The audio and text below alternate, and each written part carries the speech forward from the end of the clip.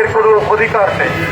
তারা ভোট দিয়ে তাদের জনপ্রতিনিধি নির্বাচিত করতে পারে না, ভোট দিয়ে তারা সরকারকে পরিবর্তন করতে পারে না।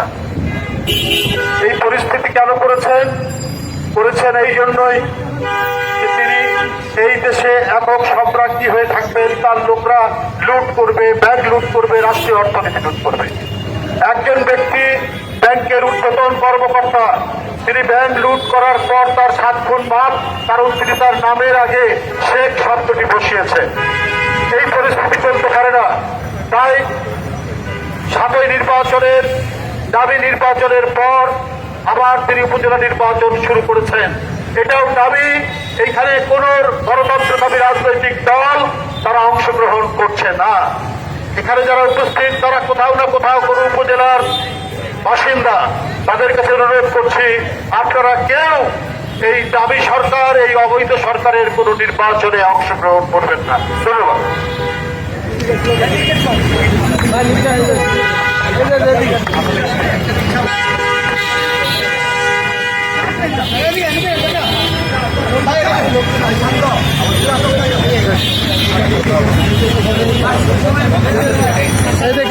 দেখে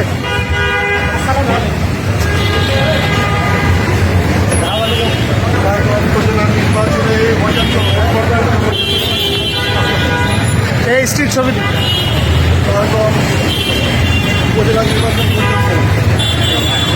ভাই, এই যে ভাঙ্গা আছে।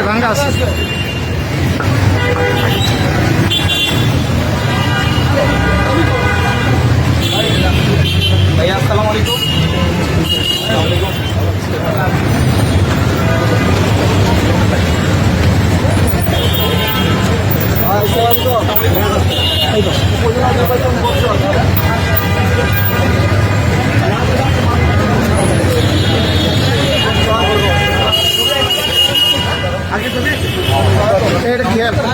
খেয়াল করে এই যে পাশে এই মাছ সাইডে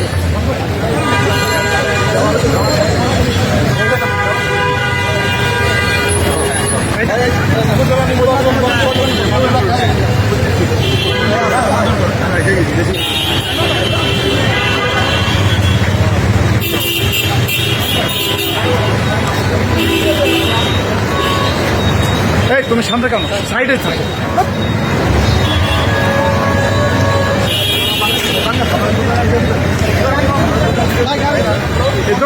দোকান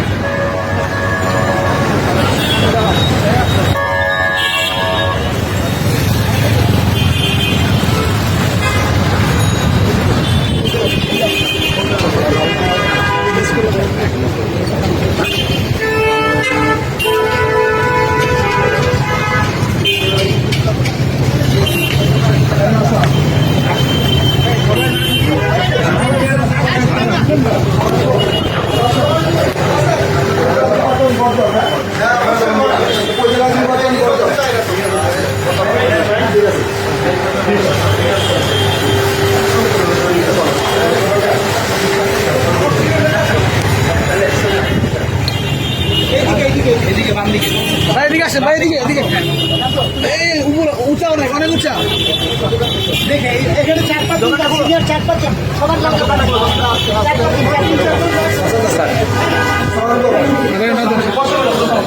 উপজেলা নির্বাচন বর্জন। হ্যাঁ